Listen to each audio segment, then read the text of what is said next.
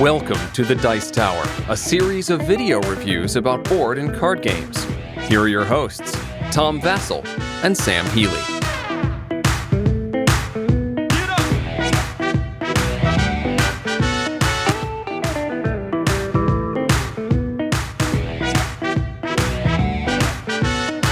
Hey folks, Tom Vasel here. And I'm Sam Healey.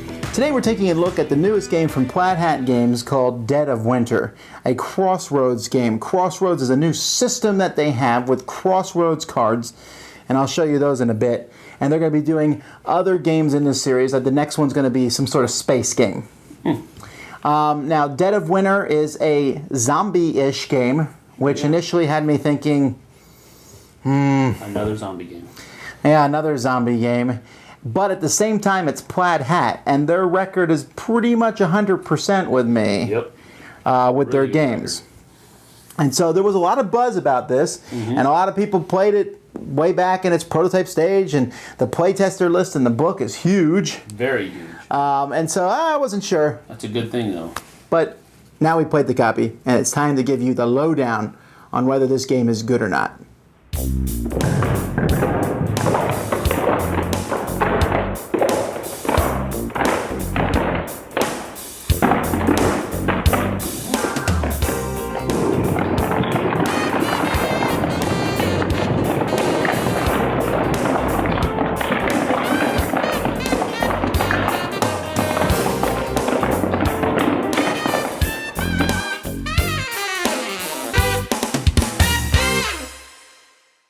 Okay folks, I want to explain something here. I'm not going to show you every facet of this game. I'm going to try to show you actually as little as I possibly can, because much of this game is a story game and there's so much involved with it.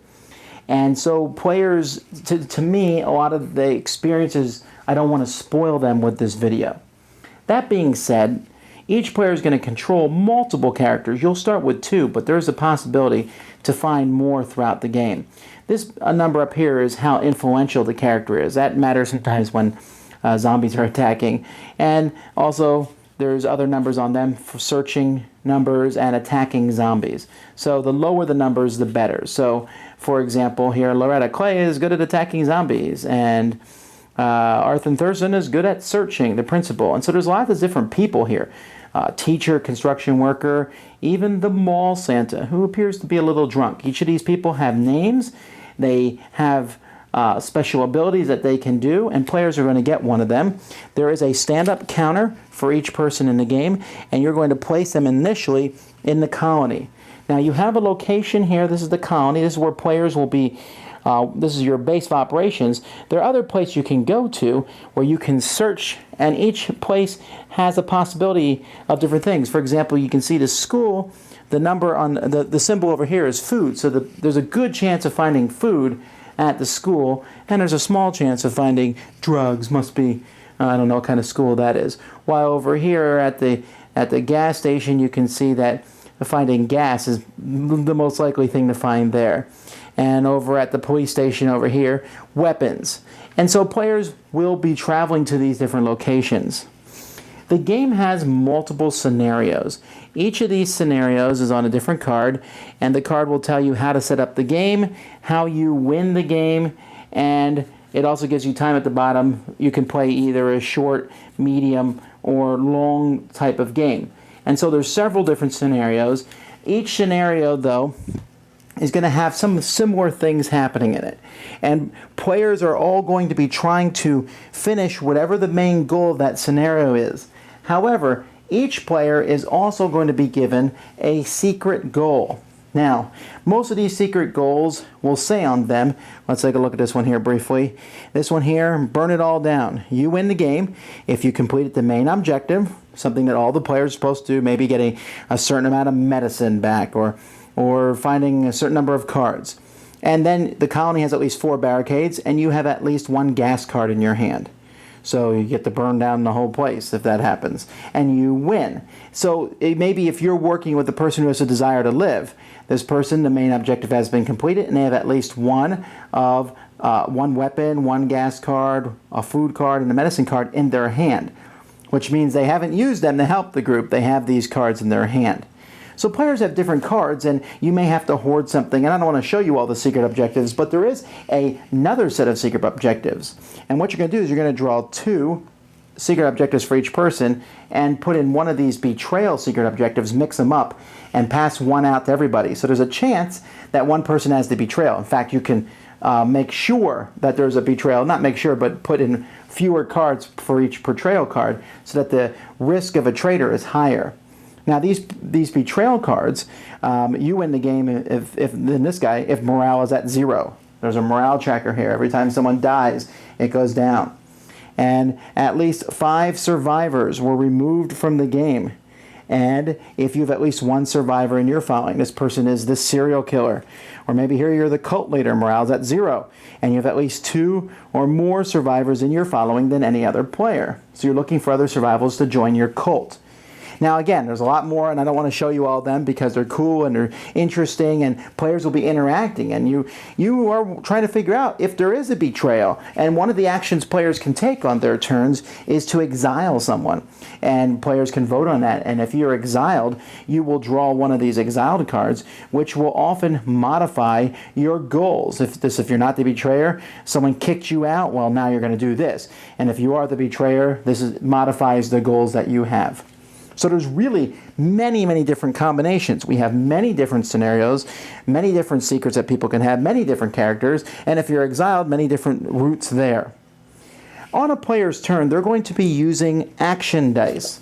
Each player has a card here, and they keep their leader over here and their followers over here. You start with 1 leader and 1 follower, but you'll have more. You're going to roll dice. The more people you have, the more dice you roll. You have 1 plus 1 die for every person you control. You roll these dice, and then as the game progresses, you'll use these dice. Some dice can be used to attack zombies. Some dice can be used to search for things. Some dice can be used for any action. Other dice can be used only if the character, like for example, this character here can only use a 4 or higher die to attack a zombie, or a 3 or higher to do a search action. So players will be using the different actions on their turn. They'll be able to take free actions. They can also play cards from their hand.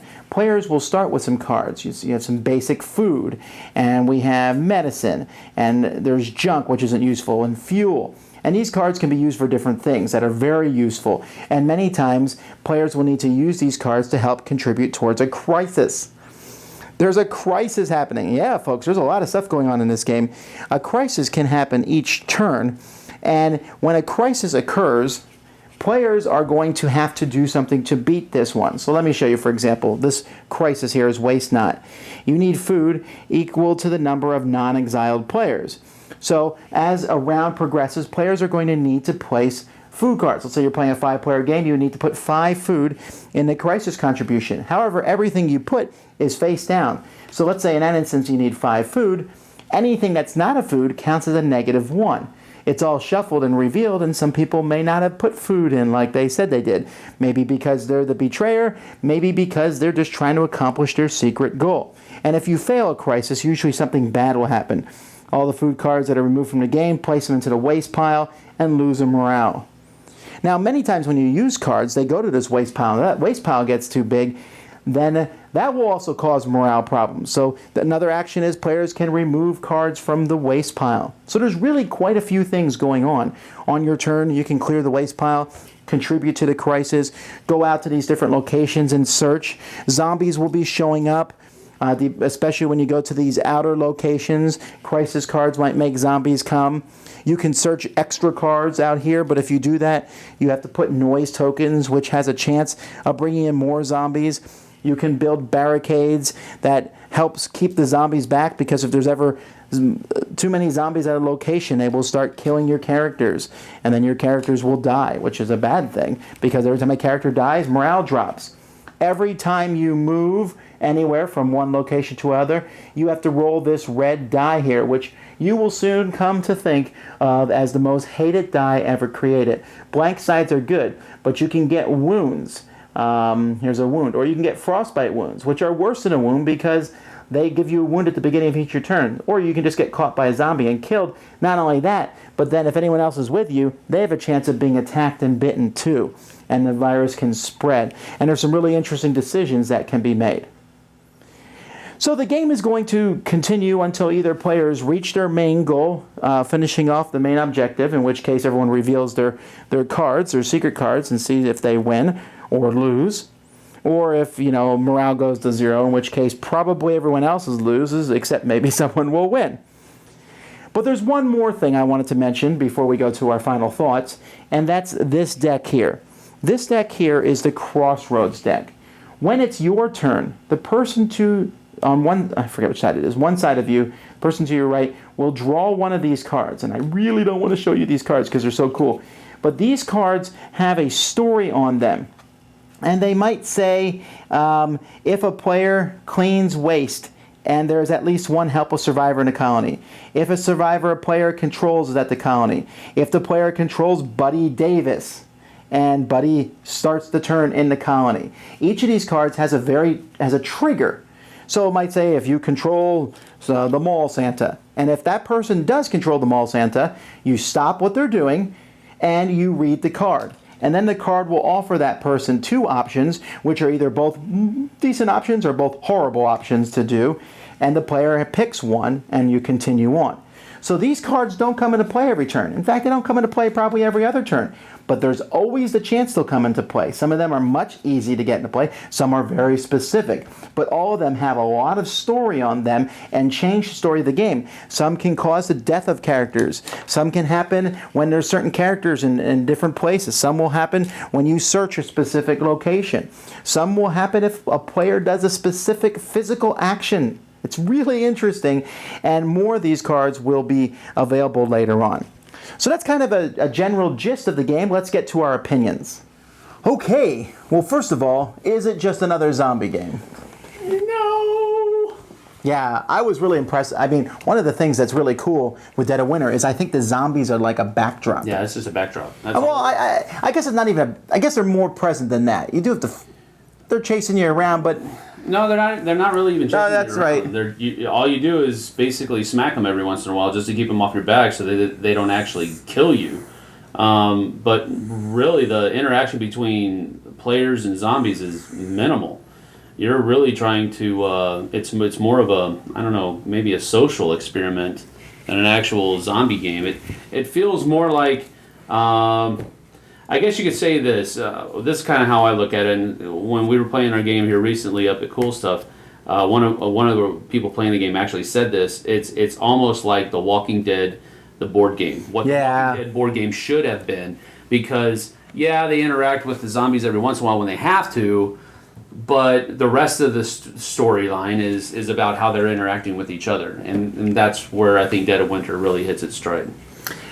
Now, I think this game has produced the most, so far, and I played a lot of games this year, and I think it has the most innovative mechanism in this Crossroads system. That Crossroad cards is such a cool concept where you're pulling a card and you're waiting to see if something happens. Right. And then it triggers it. And and you're like sitting there thinking, okay, I'm going to do this, yeah, right. I hope I don't, but after a while you kind of forget about it, but it's suddenly like an interruption. Yeah. And it's like a random event that makes sense. Right. It's not just some random event. Yeah. It's a random event that might affect your character or something you did, and that's really cool. And it pulls in this feel of almost like a storytelling aspect to the game that you wouldn't really expect from a game like this. I mean, if you look at the cover and the back, you see all these zombies running around and everybody has blood. Actually, though, I think the cover kind of gives it to you. It's like slivers of all these people's lives story. Right. Yeah, that's probably true. But you wouldn't think zombie game, storytelling. No, you wouldn't. And that's what Crossroads really pulls into it, and it really seamlessly does that because it gives another person something to do, it gives the other guy something to do on your turn, which provides them with less downtime. So it really is a very cool mechanic, and you sometimes you are kind of feeling like, well, I hope nothing bad happens, but sometimes those crossroads, something good happens. You find something that can really help you, but it could also hurt the group. So it provides another way for you to make decisions, and I think that's a cool thing. And I think I can say that this is the strongest contender, in my opinion, for best semi-cooperative game. Semi-cooperative games are always a hairy thing to work with. Yeah. Because one guy can tank the game for everybody else to win his... But here, you're thinking about that the whole time. I'm thinking, is Sam a traitor to the party, or is he just doing these weird things because of his goal? Yeah.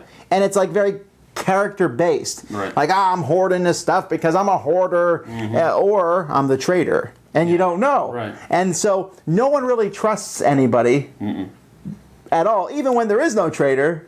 And it's really kind of a weird, but it works so well, and I think it keeps you involved the whole game. Yeah, yeah. It does have the aspect of you can play where there is definitely a betrayer, or you can play where there might be a betrayer, and then they even have it to where it's statistically you can even stretch it out even more. Yeah. I mean, you can kind of do that. That's pretty cool too. But again, I think it would be. I read a little bit of background that somebody posted on the Geek of where this came from, and it was from a book that supposedly was written, and it was a really dark theme, and actually the zombie theme is not as dark as the book was. I guess it's not a book I'm going to be looking for, but the idea of other factions coming in and trying to break up your group is where the betrayer comes from. You know, there's that's right. I think I read that too. That are trying to infiltrate your group and break them down, and to make their faction stronger than yours, and so forth and so on. But now, interestingly enough, I didn't think the game was like uber dark. But no. I think the storylines, it's definitely, I'd say, a PG-13 game probably. With there's zombies and there's a lot of stories and there's drugs involved. I mean, usually they're trying to cure yourself from the zombies and such. But there's different things and there's violence and all. But it's very interesting, and the concepts are really easy and they flow pretty well. You're at the base and zombies are attacking, or you're going out and searching for stuff and you can get frostbitten. And man, that die, I hate that red die, don't you? You're like, you have to roll it. Are you sure? Yeah. I don't want to roll it. Yeah. Well, I mean, and again, you can mitigate it so that you don't have to roll that red die. No, but every time you do that, I'm thinking, you just wasted a resource. Yeah, that's true. And we might need that resource. That's true. You're the traitor. That's true. Yeah, the last time we played it, I had a special objective that said that none of my characters have wounds on them, and so I was using what is it, fuel? I can't remember what it is. It's either to avoid getting wounds. To avoid having to roll that die, so that I wouldn't get any wounds or anything like that. So I was able to work it out. Another thing that I thought was pretty cool is the aspect of noise. They entered that into the zombie game, and I think, I could be wrong, I'm maybe in another zombie game, but noise is a factor here. You can search through the deck, and if that deck, if what you get isn't what you want, you can put it away and do it again. But if you do that, you cause noise, like you're digging deeper into the pile of rubble or whatever, and things are clattering around. And you can do that multiple times, but the more noise you make, the possibility of more zombies showing up where you are is greater. So I liked that aspect of it. I thought that was really cool, something that hasn't really been done very much, the aspect of making noise when you're not really wanting to. For me, there's so much to like about the game. I think it has a strong story. I think the components are spot on. At first I thought, they should use miniatures, but the art on the character standouts helps bring out the life of that character. Right. And it works really well. The variety, the different scenarios you can start with, the different kinds of possibilities. If you're exiled, the things change. You got to be careful if you exile two people and neither one's the traitor, you lose. Right. So you got to exile someone carefully. But even when you're exiled, I'm going to probably disagree with Sam a little bit here, but I like this game a lot. I'm giving it 2 axes up, snow axes up. But for me, this game comes pretty close to replacing Battlestar Galactica. Because it gives me the same feeling in a shorter period of time with a deeper story.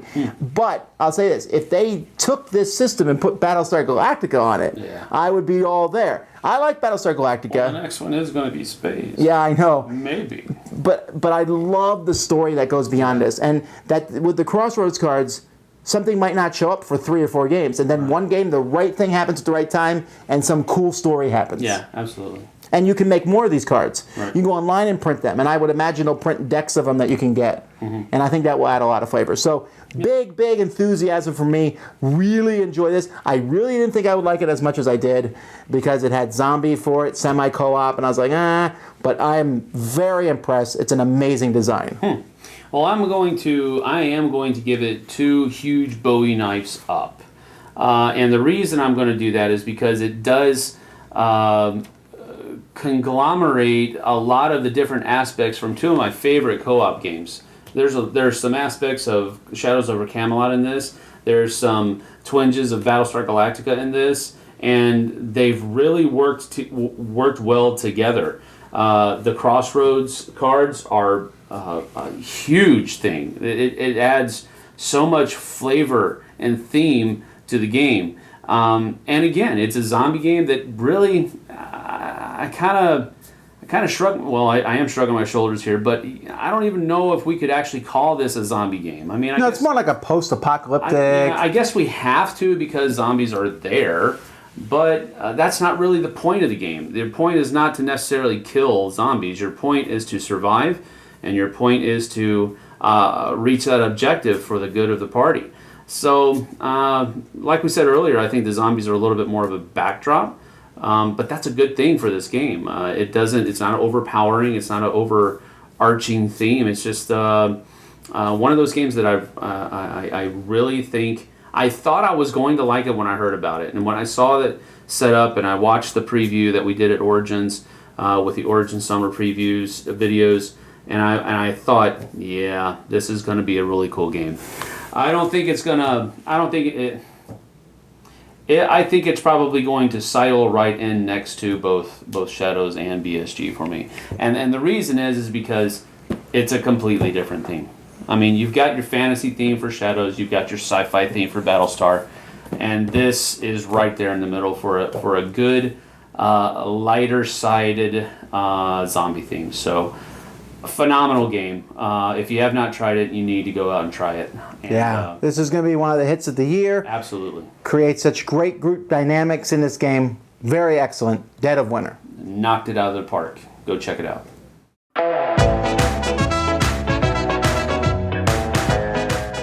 Thanks so much for watching the Dice Tower videos. Find more great videos and reviews as well as our top-rated audio podcast at Dicetower.com.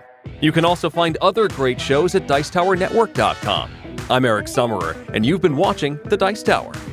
The Dice Tower is sponsored by Cool Stuff Inc., where you can find great games for great prices. Cool stuff in stock. Check them out at CoolStuffInc.com.